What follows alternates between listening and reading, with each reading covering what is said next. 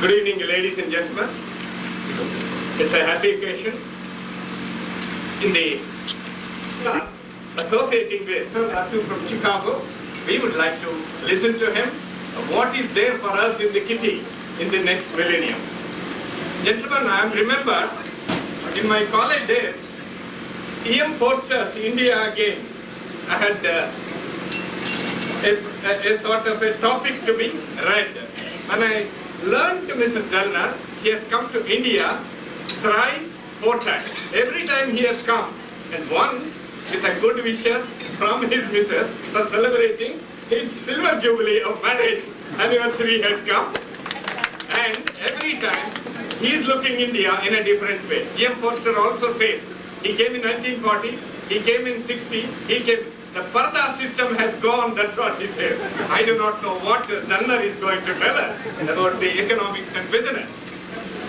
Probably to introduce such a gentleman to this gathering will be difficult for me because I have 3 pages of his profile, which one to think of and which one to leave off.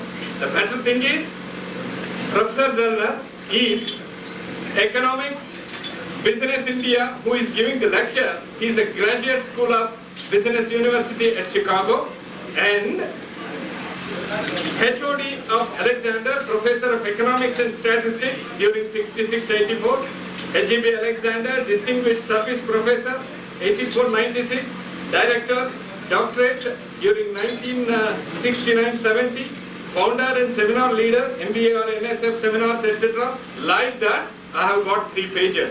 Probably, the very fact of your just observing him needs no introduction at all.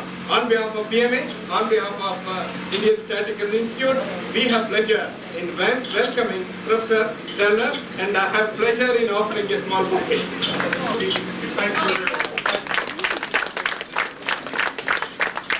Some of you had known the Commissioner of Bangalore City Corporation, our former president and the president of IMA, was to come here and address, because Surekha Rao had requested Mr. Jairaj. Jairaj had confirmed, as usual, Commissioner will not be left by politicians and the minister. At 5 o'clock, he telephoned me that some minister, power minister from Delhi has come. Please, my apologies to all the people who have gathered. In fact, I wanted to talk to them, but I'm not there. I'll utilize the next opportunity.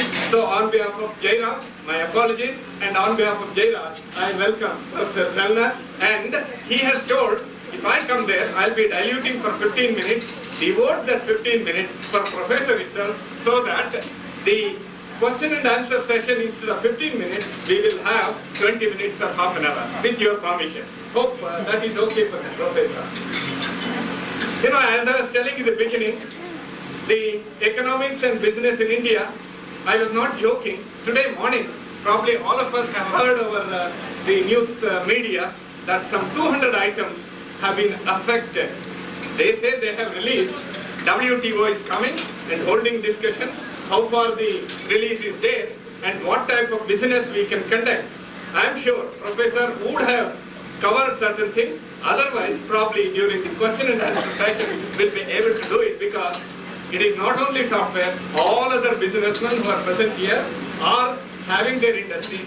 We are sure we are growing also. Without taking much of your time and my time, I am leaving Professor to have his address for this today. Thank you once again on behalf of the both institutes. Well, it's a pleasure to be here and have a chance to share my ideas with you. As was mentioned, this is my 4th visit to India, and I want to congratulate you. The first 3 visits, the economy was flat. People were very unhappy with the state of the economy. If you look at Bangalore today, you see everybody running to work. They're really booming. Now, I'm told the growth rate of the economy recently is 5 to 5.5%, which is enormous practice. To grow at 5% or 5.5% is a tremendous accomplishment. And I put it to you that it's mainly due to your accepting what we call in the U.S. freshwater economics. I'll explain that in a moment. But down in the newspapers 2 days ago, the government reported their estimate of growth for this year was 6 to 6.5%, even higher than last year. But what does that mean, 6 to 6.5%? Do they mean the probability is 0.95 that the economy will grow at a rate between 6 or 6.5? Or are the politicians not telling you what they believe? If you do a Bayesian calculation of predictive density, you can get the probability that the growth rate will be between 6% and 6.5%. Maybe it's 0.95, maybe it's 0.1. The number 0.1 or 0.95 measures your degree of confidence in the proposition that the growth rate will be between 6% and 6.5%. Maybe the politicians don't want to tell you that. But I can tell you the governor of the state of Iowa in the U.S. understands these matters. When he forecasts tax revenues, he makes these probabilistic statements about what will tax revenues be next year. The probability they'll be between A and B, which is very, very valuable. And if you want to know how to compute those probabilities, I refer you to Professor Rao.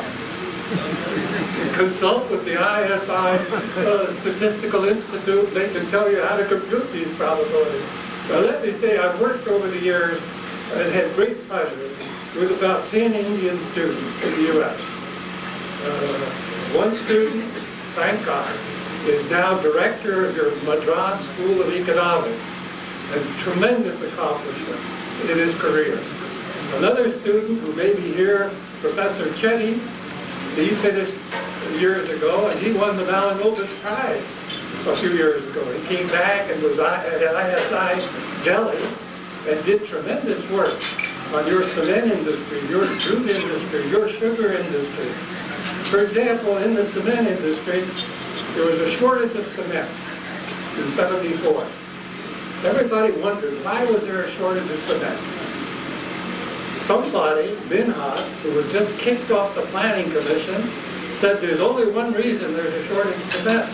The planners set the price of cement below the cost of production.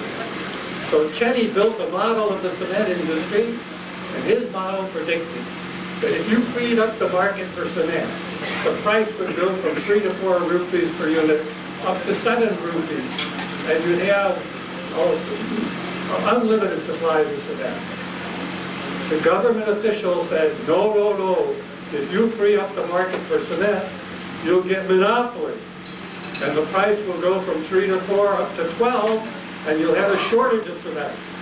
Somehow Chetty convinced the government to free up the market for cement. And was he ever lucky? His model predicted just about what happened. We went up to 7 to 8, and the country was loaded with cement. So this is a good example of freshwater economics. You take the theory, you apply it, and check it out to make sure the theory works in practice. Now, other students, one student studied your wheat industry and your rice industry. For many years, rice output in India was going up like this. Southeast Asia was going up like that. And the planners set the price of rice too low. The producers couldn't make any money, so rice production was very low. So Surekha did a thesis at Chicago on a study of your regional wheat and rice production. And the conclusion he reached was the pricing was wrong. The price was too low, and the producers couldn't make any money, so they didn't grow. They didn't change from the old varieties to the new varieties. It was really very bad. I could go on with the other accomplishments of the other 6 or 7 Indians with whom I worked. And I'm proud to say that Bhankar, for example, is a full professor at the State University of New York. Swami is has a high position in Washington, D.C. All of them turned out to be successful. And I regard that as one of the greatest achievements of my career. That many of my students have achieved great success, particularly the Indian students, and most of them send back a lot of money to India, which is great. Now, This gets to one management issue that I'll cover in a moment. Higher education around the world is mismanaged. You can look at Mexico, you can look at Brazil, you can look at Italy, you can look at Germany, all over the world. Higher education is mismanaged, except of course in Chicago. So why is higher education mismanaged? The people running higher education have never taken courses in management. Personnel management, financial management, inventory management. They're amateurs, and they mismanage everything. And what is another problem? You don't price education properly. You set the price at zero, as old line economics predicts, you get too many customers. The University of Mexico in Mexico City has over 200,000 students in one campus. There's no economies of scale that warrant 200,000 students. The education is terrible. The courses are loaded with students. The good faculty members are leaving. Now you could say that's due to Mexico being an underdeveloped country. But right alongside the University of Mexico is ITAM, Institute Tecnologico de Mexico, Autonomous of Mexico. This was set up by a mining executive. His family financed this institute, which has about 10 to 15,000 students. It is one of the highest quality institutes in the world. They have economics, statistics, actuarial science, and it's one of the high quality institutions in the world, right alongside the University of Mexico, which has all these problems because, in part, they don't charge tuition and they're overloaded with students. And then they don't have good management procedures. Their budgets are linked to the number of students, so they overexpand. It's terrible. Now, I mentioned the difference between freshwater economics and saltwater economics. Freshwater economics is the economics approach to economics. The new economics was developed in Chicago, mainly, and the Midwest of the U.S. Saltwater economics is practiced on the East Coast. Harvard, MIT, Yale, Princeton, all of those people, saltwater, Berkeley, Stanford, saltwater. So I throw England in to saltwater economics too. And the saltwater has affected their brains. The economics coming out of these places is really pretty bad. Let me give you a little rundown on freshwater economics. Freshwater economics, you don't just cook up a theory, a mathematical theory. You are required to test your theory with the data. In other words, how well does your theory explain the past and predict the future? If your theory doesn't work in practice in Chicago, we dump it. You've got to have things that work in practice. And that's the characteristic of freshwater economics. And the business school in Chicago, it's a discipline-oriented business school. In other words, we don't just do what the Harvard people do, case studies. You have one story after another story. The disciplines of statistics, economics, psychology, and other areas are brought to bear on the study of business in a scientific way. And what's happened? This approach is dominating all the other approaches. And of all things, people from our business school, Burton Miller, Bob Fogel, George Stigler, several others have won Nobel Prizes in economics. And the economists are burned up because people from business schools are taking their prizes. So this is a wonderful development. And more around the world, people are taking this approach. Make sure your theory works in practice. Now, to illustrate the importance of this, in 1991, the St. Louis Federal Reserve Bank, every 2 years they have a conference, a research conference. They decided to have a conference on alternative macroeconomic models. As you know, there's the Keynesian model, the neo-Keynesian model, the monetarist model, the neo-monetarist model. the generalized real business cycle model, the real business cycle model, ... They called me up to evaluate the evidence. I didn't have time to do that, so I said, I'll be the discussant. So they had Ray Fair come in from Yale to evaluate the evidence. And his conclusion was, there isn't much evidence. These people haven't been testing their theories. It's terrible. Here are these people working on macro theory for years and years, and they don't run little regressions to test their theories. Milton Friedman did that some years ago.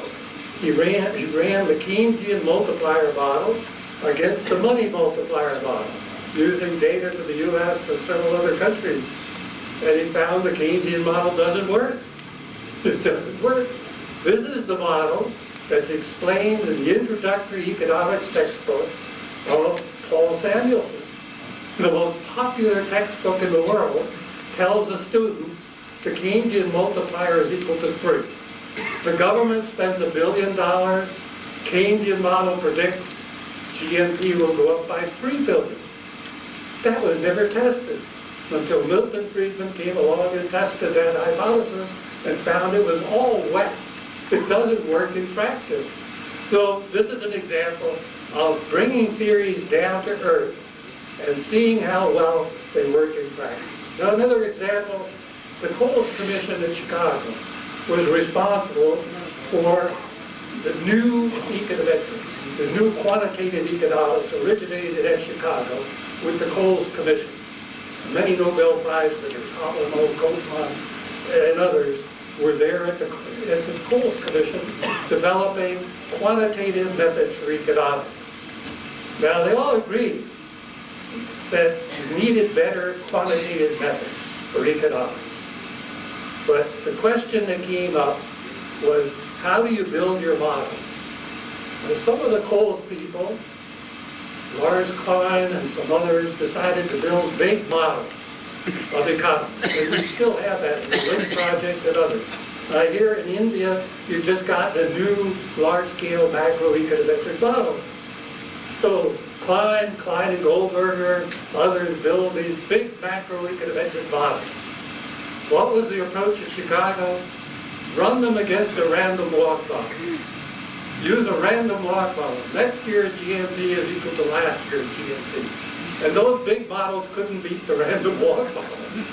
Now if you have, as the Federal Reserve MIT Penn model, this is a saltwater economy model, a saltwater economics model, 171 nonlinear stochastic difference equations.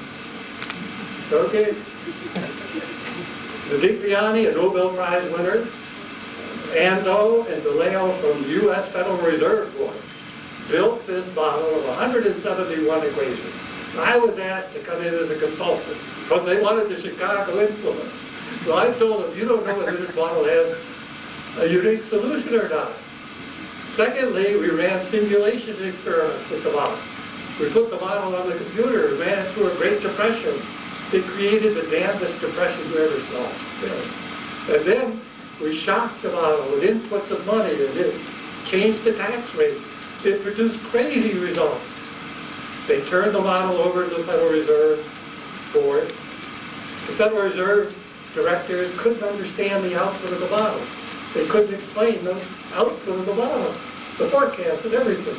And then the worst thing in the world, the forecasts were no damn good. They kept missing all the turning points. They're way off. So our Federal Reserve Board ran the model for years and years, and nobody paid attention to the output. They couldn't understand the output. They were getting bad forecasts. So just 4 or 5 years ago, they finally scrapped the model. Now I hope you have better experience with your model in India, but I urge you to take the Chicago approach and test the model. Put the model on the computer, run simulation experiments to see how the model performs in a major depression or how it performs under conditions of inflation. And to make sure you check that the model catches the turning points in forecasting. So this is extremely important, very important, and is, I think, another characteristic of Chicago as against the saltwater economists in England and Europe and the rest of the world, is that usually in Chicago, people emphasize keeping things simple, sophisticatedly simple. In industry, the saying in the U.S. is KISS. Keep it simple, stupid. All these, Honda Motor Company, we make it simple. And the airport, Schiphol Airport in the Netherlands, we keep it simple and convenient. So in business, people understand. Try to keep things simple. Make a simple car that runs beautifully, etc. But since some simple models are stupid, I changed it to keep it sophisticatedly simple. Okay? Now you have religious believers in simplicity. Most of the good scientists believe in simple. And then you have the religious believers in complicated models. I just can mention some of the large-scale models in the U.S. to show you that these complicated models don't work well in practice. I've challenged many audiences to tell me about one complicated model that works well in practice. In all these years, I haven't heard about a single one in any area of science, not just in economics. But the complicated models, supposedly very impressive because they're complicated. But then you try them out in practice and they don't work. The Federal Reserve, as I mentioned, the Federal Reserve model, the Federal Reserve MIT Penn model, the Wharton model, many other big models, Klein Goldberger models, they all bomb out when you try them out in applications. Also recently, VAR models have come to the fore. You know vector order regressive models? They don't work out very well either. So the Federal Reserve Bank of Minneapolis had a vector order regressive model scrapped after it missed the downturn, 1990-91 downturn. The model missed in forecasting the downturn, so they scrapped it. Now they're trying to build a better model. So if anybody knows about a complicated model that works well in explanation and prediction, please let me know. At Chicago, we try to keep things sophisticatedly simple. And the simple models, supply and demand analysis, these are the heart of economics and not too complicated. So this is very, very important. And as I say, we just don't build the models there. We build the models and test them. The theories are tested with the data. If you just put forward a theory without testing it, you haven't completed the job. The important thing is to show the new theory or the new model works well in application. So very important. Okay, now to get on to recent developments. One recent development that I mentioned earlier is Bayesian analysis. And that has penetrated economic theory, economic statistics, and statistics in many, many areas of science, in physics, astronomy, and so forth. I have a long paper you can get from Professor Rao that I presented yesterday, I think it was. And you can see a non-technical description of the Bayesian approach. Now, that Bayesian approach provides a learning model. So you can learn from your data using a formal learning model. And economic theorists have now built learning into their theoretical models. So you can have a model of a market where people are learning about the values of the parameters with Bayesian learning built into the economic model. And that's a great innovation because learning is very important in economics. And to be able to incorporate it formally into your economic models is very, very important. So in terms of supply and demand analysis, in terms of production theory, the Bayesian approach has provided broader models that incorporate learning and decision-making, dealing with decisions. Okay, now one question comes up. How do you form your investment portfolio? The investment portfolio choice problem. That's been solved from the Bayesian point of view. You have a vector of returns, a distribution of returns, you have a utility function, and you can then decide through an explicit mathematical calculation how much of your wealth to put in stock 1, how much in stock 2, how much in stock 3, etc. So you get a formal solution to the optimal portfolio problem. Now Cheney, I don't know if Cheney's here or not, he and I published an article way back in '65 structuring that problem from a Bayesian point of view, published in the Journal of the American Statistical Association.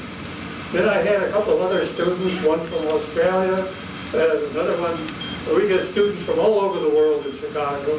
The second one was from Belgium, Jorion, to perfect the Bayesian portfolio analysis choice model.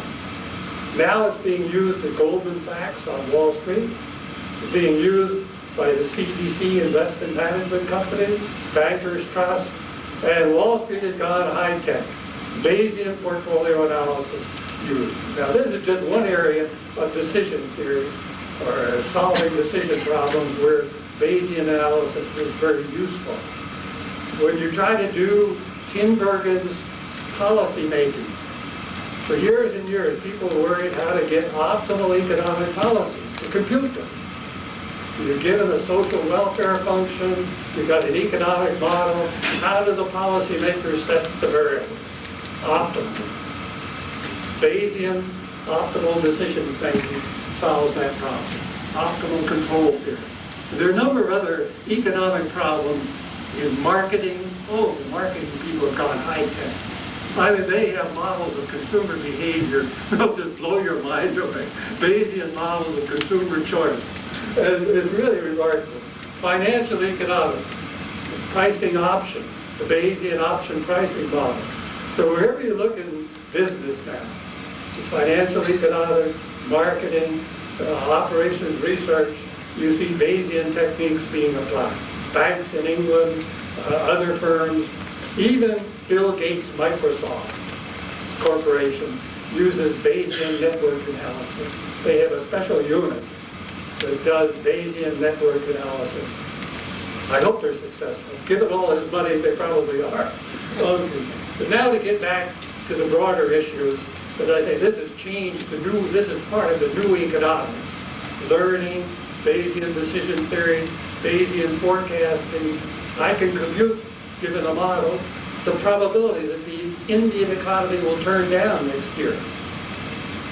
You get the predicted density of next year's growth rate of GDP, and you can compute the probability that next year's growth rate is lower than this year's growth rate. So I can give you a probability that the Indian economy will turn down next year. If you force me to give you a forecast, downturn or no downturn, I can solve a Bayesian decision problem and give you an optimal forecast, downturn or no downturn.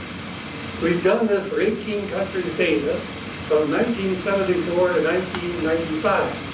And we've got about 70% of 211 turning points forecasted correctly. So I'm not just talking theory here, it's worked out in practice. And this is an easy calculation. As I say, Professor Rao and her colleagues could show you how to do this in 5 or 10 minutes. It's not all that complicated. So these are the easy problems of economics. The hard problems are the problems of growth and development. And I put it to you that the growth theorists in England and in the United States and elsewhere are just as far behind the times as the macroeconomists. You have all these theories of growth, untested, untried, and they're no damn good to speak of. Really. So the question is, how do you develop a new theory? And the way I look at it, first problem in science is measurement and description. Okay, that's the first step, according to Sir Harold Jeffreys, the great physicist, astronomer at Cambridge University in England. He has a book, Theory of Probability, that sets out the scientific method. There's another book, Scientific Methodology. He's trying to teach his fellow scientists how to approach science in a systematic way. So, measurement and description. Okay, when you think about measurement, the data for economies could be much, much better. But then description of the institutions and the other factors comes to the fore. And let me mention some of these in this overhead projector. The Soviet Union doctored the data. And probably the Chinese are doctoring the data. So I don't believe their data. Now what I hear is that in the government sector, the large government enterprises are very inefficient. They're not producing high quality merchandise. And the workers there are working as they would in the US in the government sector. They sit there sleeping all day. And so the government sector is terribly inefficient. And they're trying now to promote free enterprise. That's one point. Second point is the Chinese communists were more practical. They allowed private enterprise to flourish under communism. Maybe Marx said it was okay, but it certainly isn't traditional socialism. But they are pragmatic. And so they allowed a lot of private enterprise to flourish. And I think that's the reason their economy is growing, not due to the big, socialized enterprises or the socialized agricultural sector. They allowed private enterprise to flourish under communism. Sudarshan from IMA Alumni Association. Professor, we appreciate your comments on a couple of these things. In macroeconomic modeling of economies, where the balance between the white economy and the black economy is tilted more towards the black economy. Typically, many developing economies and many people, economists say India as well. Now, how strong are these theories? Now, how do you model them when you don't know exactly what the ratio of the black and the white economy is?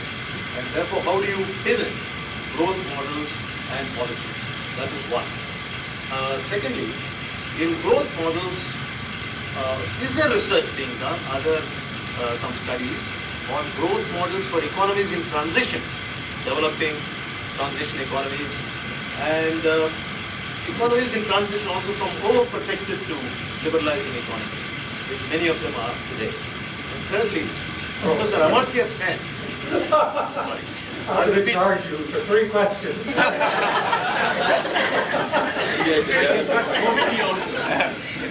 Three. How does one implement Professor Amartya Sen's long-term prescriptions in terms of socio-economic development, healthcare, education, and so on, in a transition economy, in a poor economy? Well, the first question had to do with black and white economies. By that I mean illegal and legal sectors. Okay, now Italy had an illegal sector, and they didn't count the output for years and years. I think it was 1975. They decided to count the output of the illegal sector as legal output. Their GDP went up by 25%. So the illegal sector has been, in Italy, you could get the numbers. In the U.S., there have been various ways of trying to estimate the size of the illegal sector. We have a drug sector, we have illegal smuggling, we have all kinds of illegal operations. Of course, not in Chicago.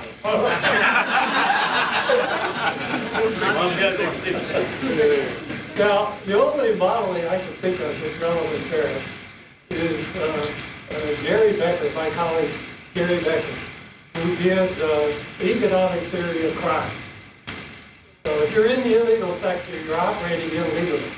And he has an economic model of a choice between participating in the illegal sector or the legal sector. So I had, for example, a student build, using this theory, a model of the auto theft industry in the U.S. The FBI publishes annual data on the number of cars stolen. So you know how many cars are stolen, and that gives you an idea of the illegal sector. It's a sector that deals with stolen cars. So this student built a model of the U.S. auto theft industry, and he could use the variables that affect auto theft: level of police protection, probability of conviction if you're caught, the severity of penalty, and so forth. So you have good legal protection, you have stiff penalties, the number of cars stolen goes down. If you slack off on that, the number of cars goes up. So he predicted the number of cars stolen in the U.S. under various levels of police protection. And if you raise police protection up to the level it was in the 1950s, the number of cars stolen per year, he predicted would go from 1 million a year to about 600,000. Very pronounced. Then he got an appointment at Harvard University. The first month he was there, his car was stolen. So this is the Becker theory. He has a book on the economics of crime. And when the joke is, when the book was published, the crime rate went up. He wrote a book on the economics of the family. The divorce rate went up. People say, don't write a book on the economics of war. So, now the third question, what was it? Amartya Sen's long-term prescriptions. Amartya Sen's long-term prescriptions. How can they be implemented in a transition? For it. Well, there is as I mentioned in the list of factors, you have to have political freedom, economic freedom, free markets, constrained by a good legal system, and then education is very important. Fortunately, in India, you've got a good educational system. I don't think it's running completely at 100% efficiency. Maybe if you made it more competitive and you had better managers. Our former colleague in Chicago, Ted Schultz, the Nobel Prize winner, he emphasized the value of human capital in economic development, educating young people. That is a factor of first order importance, according to his research, and he was an expert on economic development. So developing the younger people has a tremendous impact on growth. Now, if you look at the poor cities of the U.S., the black sections of those cities, in the 50s and 60s, when these poor people from the South came in, uneducated, they didn't have any skills, they had a hard time getting jobs, they had to support them through welfare and so on. Their children got good educations, and now you see black professionals in all areas. So education is no doubt very important.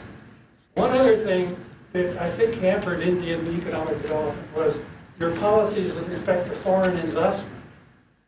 Now, over the years, I was told, the 70s, you didn't promote foreign investment. So foreign investment could really boom an economy. And last, as I mentioned in these notes, the tourist industry is great. Really, if you can get a huge number of tourists coming into the country, they learn about your country, they spend a lot of money, and then the unskilled people can easily find jobs in hotels, restaurants, and in the tourist business. But I'm told your Ministry of Tourism isn't very active. So I volunteered to do research on tourism in India. I want to visit your famous restaurants. I want to visit your famous swimming pools, your famous beaches. That's the sort of research I'm ready to do. But no, You had a clarification. Comment on the Singapore model of economic development. Because that's supposed to be a success story in this part of the world. Well, I'm not an expert on Singapore, so I can just tell you from what I've read in the newspapers and in the literature. Singapore has a strong legal system, not too much of a democracy, but they are deeply into international trade. They promote foreign investment, and under those conditions, they've been growing. But if they don't promote democracy, I think their system is fundamentally unstable. They may get into real trouble if the government performs as a dictatorship. They could encounter revolution and things like that. So I think it's unstable, in my opinion. Mr. Hunt. Strong legal system has an antitrust laws to promote competition. Is there any anti-corruption laws for promoting economy? Competition? Anti-corruption laws for promoting economy. Corruption laws. Oh, yeah. Well, let me give you an example. Tomorrow I'm going to visit GE Capital. And some of you people, GE in the 1960s, along with Alice Chalmers and one or two other corporations, were found to be fixing prices. They sell generators to public utility companies. They sell circuit breakers. And they were colluding to fix prices. Now, under the antitrust laws, that's a criminal offense. For the first time in history, some executives were sent to jail for fixing prices.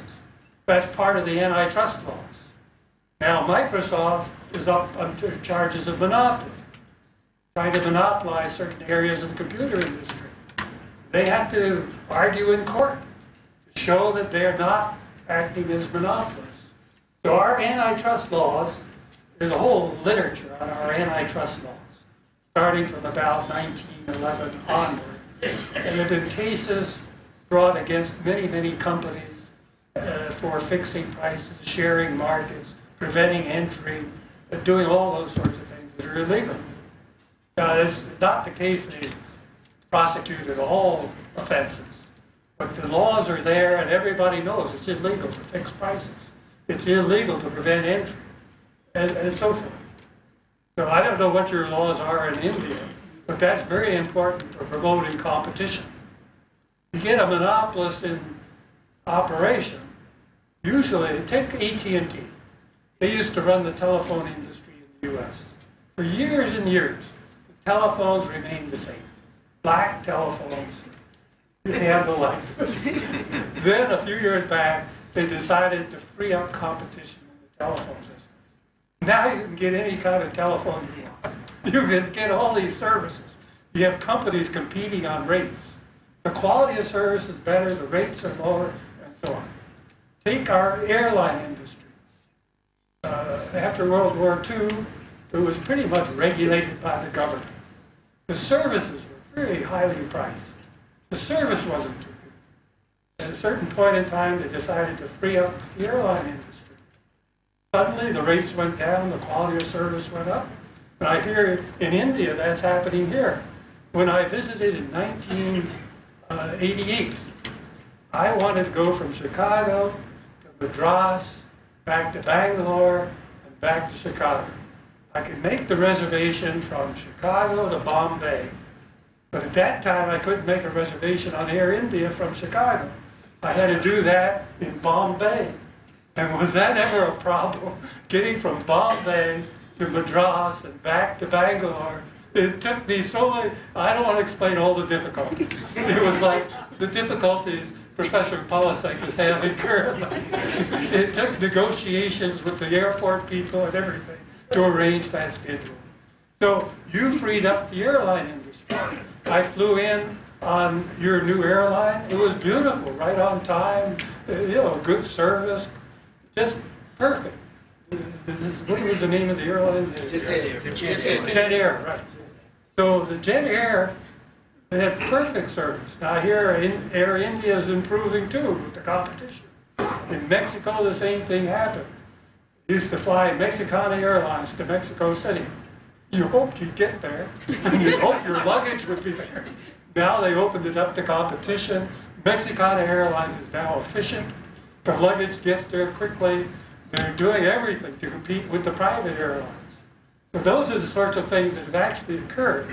It is in theory, and services have improved quite a bit. But you can't get those things established without having pressure from the public, the pressure of the government to free up things. Professor will be surprised to hear in Columbus, 20. So that is a matter of. You had something to. No, he covered that one. Okay. Please. The unemployment rate in US is at an all-time low, 4.5%, I understand. And the price earnings ratios of companies in the NASDAQ has crossed 100. Price earning ratios of companies have crossed 100 in the NASDAQ. And when US sneezes, the rest of the world catches a cold these days.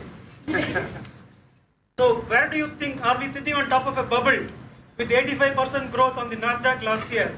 Are we sitting on the top of a bubble which is ready to burst? Or do you foresee a further growth in the US economy as such? I'm going to charge you for this answer.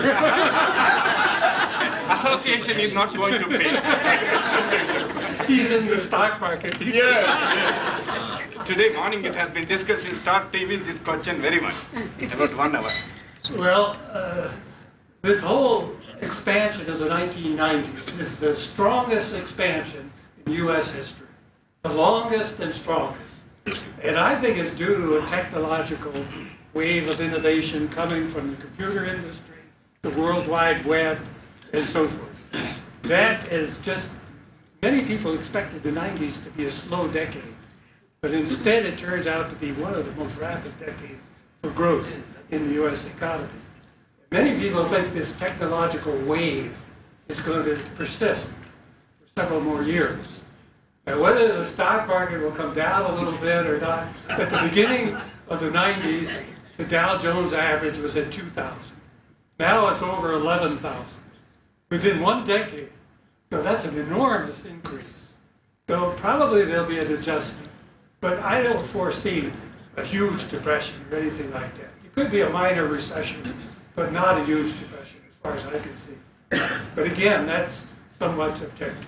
As regard the unemployment rate, it's really remarkable. It's kept low for many, many years. And what does the Phillips curve predict? Do you know the Phillips curve at macroeconomics? At that low unemployment rate, we should be having absurd inflation. And instead, the inflation rate is low too. It's very low. So macroeconomics doesn't explain that, except through technical change. This new industry that's coming in, the World Wide Web and the computer industries just boom the economy. We had no idea the increases in productivity taking place. You can shop on the web. You don't have to go downtown. You can buy your airline tickets on the web. You can participate in auctions. So as you, I think, suggested earlier, the economics of the market have changed through the web. You can buy books online, saves a tremendous amount of time.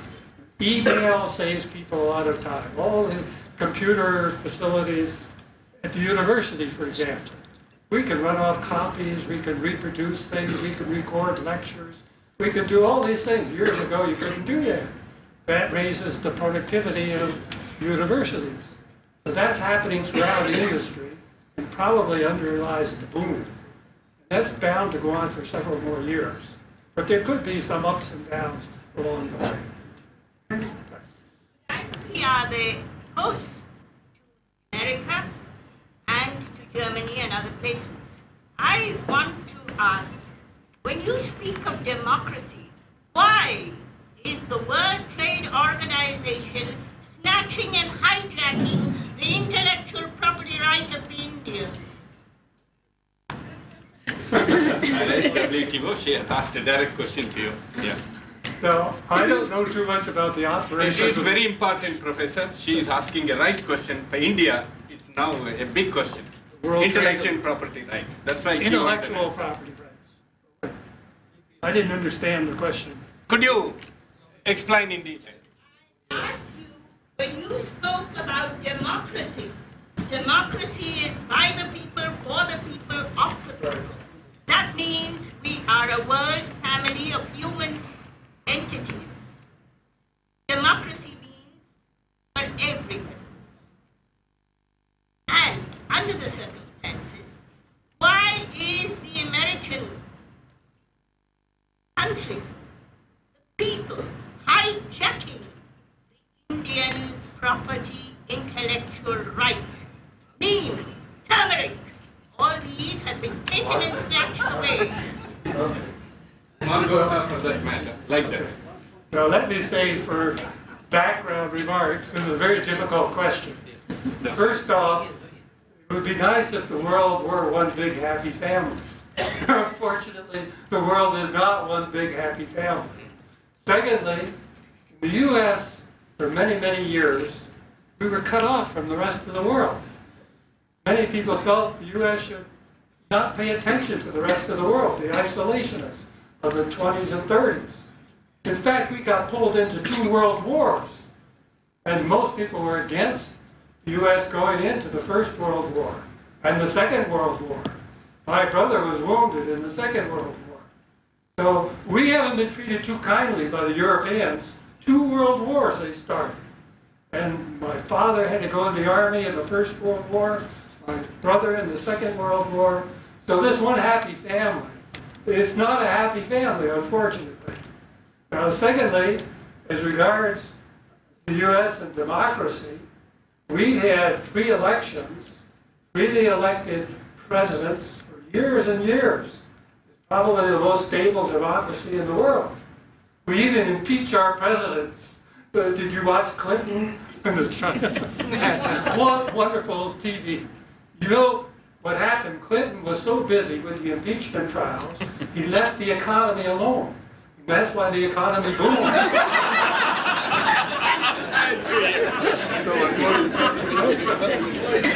So as I say, when you come to world matters, the Americans are amateurs. Literally, our State Department is so bad it's terrible.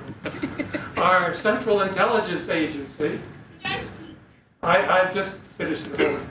Central Intelligence Agency is so poor, I suggested we change the name to the Central Agency. No intelligence. So, many of the errors committed are committed by our international agencies, the State Department, the Central Intelligence Agency. They bombed the Chinese embassy by mistake. And so we're not expert in international relations. But I can assure you that all the Americans are very much interested in having the rest of the world develop. Even though we're crude at times in the policies, we are all for developing Mexico, developing South America, Europe, Asia. And we've had foreign aid programs for many, many years. But we're not expert in it. And those foreign programs are mainly run by saltwater economists. WTO representative will be in India to sort out all these questions. Oh, well, the WTO is very bad press. So I'm not a supporter of the WTO. I would appreciate if you could hear me. In 19... He happened to sit on the doorsteps of a house in Bangalore. And he wanted to have the copyright of a material. The material was the human hair. And International Atomic Energy is doing research in human hair. I am a lady in Bangalore who is searching for an entrepreneur. I had written to the World Bank president, Wolfgang. I met his wife when she asked me to forward a letter to Delhi. I did so. The letter has been given, basically. This matter, I would appreciate if you really believe in democracy and if you believe that America is prepared to help. I would appreciate this atomic material, the human hair, to be developed for peaceful purposes. I would appreciate if you could be the ambassador for this message. Well, I'll be glad to help in any way I can, but I'm not a member of the State Department. No, she's bringing that important topic to your mind because you are... Well, I am sympathetic to your point. Last question. I will confine myself to healthcare products. We are thinking of eradicating polio by 2000 and get a certification for polio eradication by 2005. There are a lot of medicines that are being developed in US. Fortunately, you are very rich. What happens to the poor nations if you patent all the healthcare products and we have to pay a very high price for it? Can you not extend your democracy and your sympathy to developing nations? Well, there's a problem of poverty. You can't buy the best scotch. You can't, there's always a problem of low-income consumers, not only in India, but also in the U.S. We have many poor people in the U.S. So what we do... I'm not speaking of scotch, I'm speaking of healthcare products. I know, I was joking. I was joking. Diluting that. So there are many things people would like that are expensive. You can't have them if you don't have the income. So the solution is to raise income to the extent possible. Also, foreign aid programs can help. We have many organizations of doctors and other organizations that try to help. But the best solution is to raise income in India so people can afford the appropriate drugs. Probably what he is meaning is, for example, Indian farmer sector, one of the renowned professor who is leading the team about seeds and other things, they are fighting a case. Particularly, he simply said healthcare products, a real danger for Indian farmer is there. That's why he is posing the question. Again, the Real danger, particularly If under, you can explain that. See that a lot of things are all indigenous, herbal, and which goes into the Medicare products. For agricultural. Yeah. Agriculture, yes, agricultural products that go into the medicine, preparation of medicine. And because you have superior research facilities, why do you monopolize and patent it, and we have to pay a higher price for our own product? I think he is referring to the biopiracy. Yes. A lot of biopiracy is taking place. Oh, yeah, well, that's illegal. If you have a good legal system, it wouldn't take place.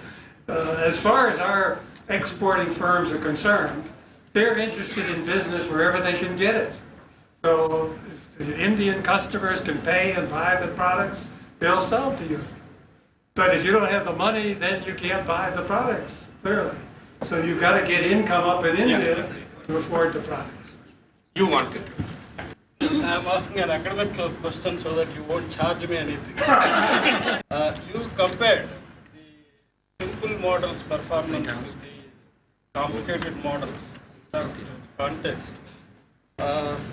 I believe that most of the builders of the complicated models, they don't do that basically with the purpose of forecasting, but rather merely to make a comparative static analysis with the policy point of view, in the sense that instead of this policy, if I change the policy to something else, then what would be the effect in a relative sense rather than purely for just forecasting purposes. In that case, I think there may be a case still for building complicated models. And in that point of view, I would also request you to comment something on the computable general equilibrium models, which has been a craze right now. Well, let me just say, in science in general, you evaluate a model by its ability to explain the past and predict. Now, in econometrics, unfortunately, the emphasis on prediction hasn't been very strong. That's the way you decide whether a model is secure, whether it's performing well. Does it predict well? Does it explain a lot of past data? And so on. If you haven't established that with your large model, and you make policy using it, you can't be sure those policies are any good. I can give you examples of policy based on insecure models that just terrible policies. If your model is no good, how can you predict what will happen if you change the instruments?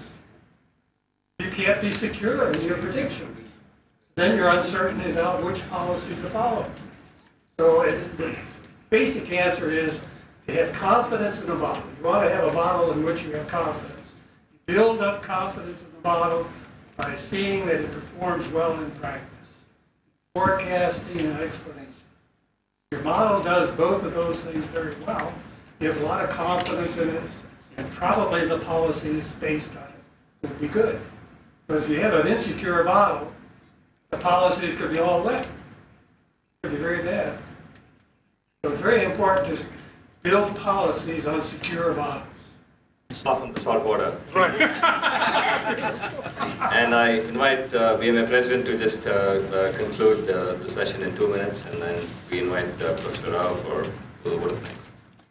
Ladies and gentlemen, you will agree with me that both the association has started well for this millennium, and this year is concerned by inviting a renowned octogenarian, talking very attentively to each and every question. I'm happy, at least initially we said 20 minutes, now the question and answer session went off half an hour. We had to put a halt to it. That shows the amount of interest. Professor, we will not allow you to charge anything further. And we in BMA, we have enjoyed. I repeat, probably a day will come, both of us will invite you, and we will cherish that day. Now I request Ms. Rao to propose. Thank you, ladies and gentlemen. Great sense of humor. That's the only thing I have. No.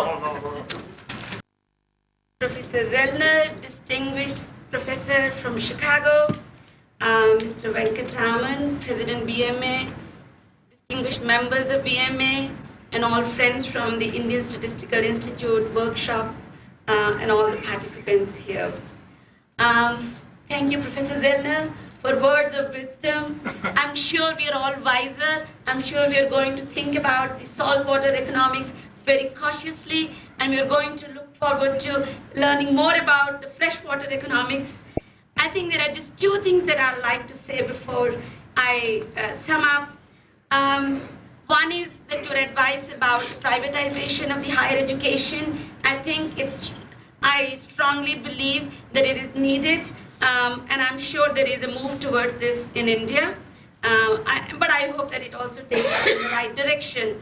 And the second part that you have raised, which I think is very important and which is really needed, it's timely. And well, this association with the BMA and the Indian Statistical Institute shows that we need more interaction between the industry and the academics. And I hope that this meeting is not the last one. This is just the beginning, and I hope the new millennium will bring many more fruitful association between the industry and the academics.